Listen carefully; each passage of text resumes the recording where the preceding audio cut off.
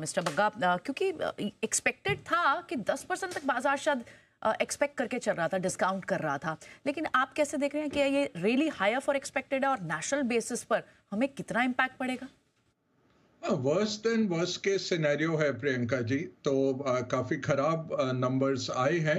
Overall देखें, जो 54% चीन के ऊपर लगाया गया टैरिफ या 46% वियतनाम के ऊपर, बहुत ही चिंताजनक है। भारत के ऊपर 26% लगाना, 52% कस्टम ड्यूटी कभी भारत में आई नहीं है। दो तीन चीजों पे लगती है, बट उसका कोई वॉल्यूम नहीं है। तो बिना आधार के इस तरह से बनाया गया। और अगर आप पढ़ें जो व्हाइट हाउस की स्टेटमेंट निकल के आई, उसमें था करेंसी मैनिपुलेशन और नॉन टैरिफ बैरियर्स भी हमने इस कैलकुलेशन में लगाए हैं। तो पूरे विश्व में आज चौंका देने वाला ये एक हादसा हुआ है।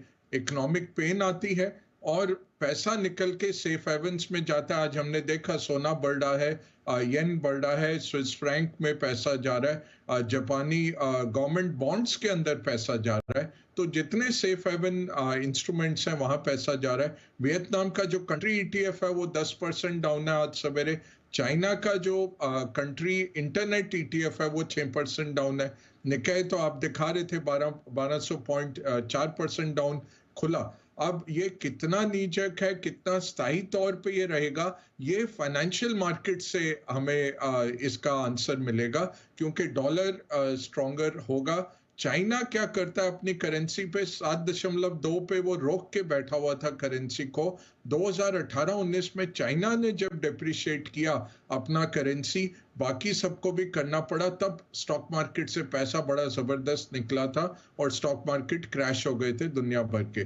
तो ये एक डर रहता है कि चाइना अब करेंसी में क्या करेगा। चाइना का पूरा प्लेबुक तैयार होगा, बट उसको भी ये एहसास नहीं रहा होगा कि 54% का टैरिफ लगा दिया जाएगा। तो अमेरिका फर्स्ट से अमेरिका अलोन कर दिया इन लोगों ने, हर आदमी के ऊपर टैरिफ लगा दिया। एक बेचारा एक टापू है नॉर्फोक आइलैंड, जो ऑस्ट्रेलिया का टेरिटरी है, 2000 लोग रहते हैं वहां पे, 29% उन पे लगा दिया। म्यांमार पे 44%। म्यांमार क्या अमेरिका से आयात कर पाएगा, या नॉर्फोक आइलैंड के 2000 लोग क्या ले पाएंगे अमेरिका से, या क्या नेगोशिएट करेंगे? मेडागास्कर पे इतना बड़ा लगा दिया। तो 60 टेरिटरीज पे जिस तरह के टैरिफ आए हैं वो काफी चौंकाने वाले हैं।